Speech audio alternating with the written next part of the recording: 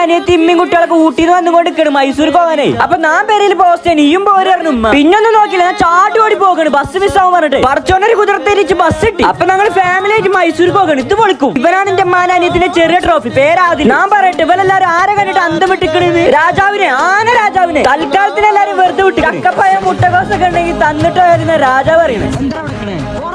ഷെമി ബസ്സിനെ കൂടി ക്രോസ് ചെയ്ത് പോകേണ്ടി കുറെ ടീംസ് ആണ് ഇറങ്ങിക്കണേ കാണാനേ. പിന്നെ ഞങ്ങൾ എല്ലാരും ഒന്ന് ഉറങ്ങി നീച്ചപ്പോ മൈസൂരെത്തി.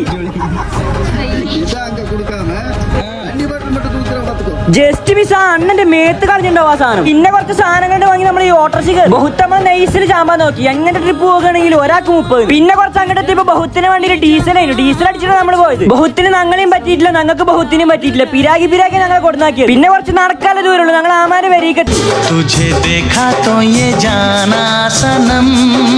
ഇതാണ് എന്റെ ആപ്പ. ആളൊരു പാവാണ്. ട്രൂ ഫ്രണ്ട്സ് ആണ് ഞങ്ങൾ രണ്ടാളും. ഇവിടുത്തെ ഒരു കൾച്ചർ നിലത്തിരുന്ന് ചോറുന്നാണ്. ചോറിന് റെസ്പെക്ട് കൊടുത്ത് തിന്നണം. ഫുഡ് കണ്ടടേനു ഒന്നൊന്നര പറ്റിലെത്തിക്കണ്. പിന്നെ എന്റെ വല്യപ്പ മക്കളെ വടക്ക് കിഴക്ക് തെർക്ക് മേർക്ക് അങ്ങനെ 4 ഭാഗത്തേക്കായിട്ടാണ് കെട്ടിച്ചിട്ടിരിക്കുന്നത്. ഒരാളെ ഊട്ടിക്ക്, 2 ആളെ മൈസൂർക്ക്. ബാക്കി ഞാൻ നാളെ പറഞ്ഞുതരാം.